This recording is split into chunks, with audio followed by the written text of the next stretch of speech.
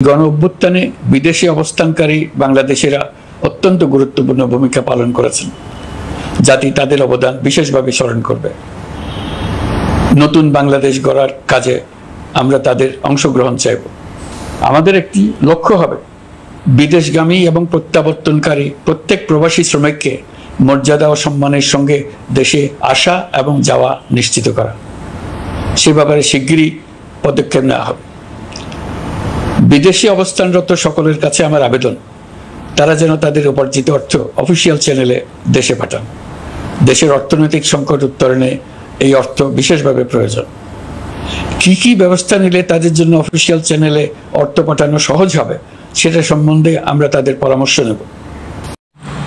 আপনার দেওয়া ২৬ মিনিটের এই ভাষণ সত্যি অসাধারণ লেগেছে। কতটা সুন্দর, কতটা বিনয়ীভাবে দেশের বর্তমান পরিস্থিতি আপনি তুলে ধরেছেন, যা খুবই বাস্তবসম্মত।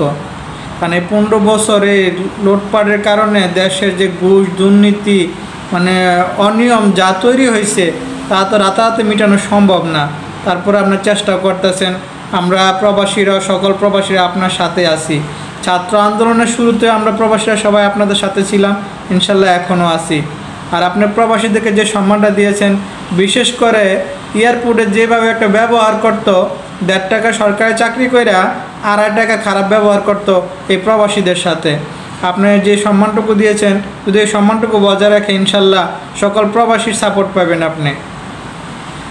এবং যতক্ষণ পর্যন্ত বাংলাদেশটা একটা সুন্দর গুছানো গাছানো দেশ না হয়, অতদিন পর্যন্ত আপনি থাকেন।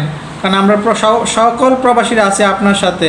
কারণ আর যে দলে হোক, ১৫ বছর ধরে কোনো শব্দ করতে পারে নাই, রাও করতে পারে নাই, এরা এখন ২ দিন পর পর রাস্তাঘাটে মিছিল করে, চার দোকানে এখানে সেখানে চাঁদা তুলে না। এই ১৫-১৬ বছর কই আসছিল এরা যে মুখের মেঝে যে ডিম লয়ে রাখছিল, মনে নাই এরার। এখন পথে ঘাটে তারা করে, মিটিং মিছিল করে। তো আমরা ইনশাল্লাহ আপনার সাথে আছি। আপনার দেশটা গড়ুন, সুন্দরভাবে গড়ে তুলুন, গুছিয়ে গাছিয়ে তুলুন। পরে নির্বাচন দেওয়া যাবে, নির্বাচনের জন্য কোনো সমস্যা না। কারণ দেশের যে একটা পরিস্থিতি করে গেছে, আপনি হয়তো পারবেন ইনশাল্লাহ এই দেশটাকে আবার সুন্দর করে সাজিয়ে গুছিয়ে তুলতে। কারণ আপনার মধ্যে ওই ট্যালেন্ট আছে, ওই মেধা আছে। তো ভালো থাকবেন, আল্লাহ আপনাকে সুস্থ রাখুক। আল্লাহ হাফেজ।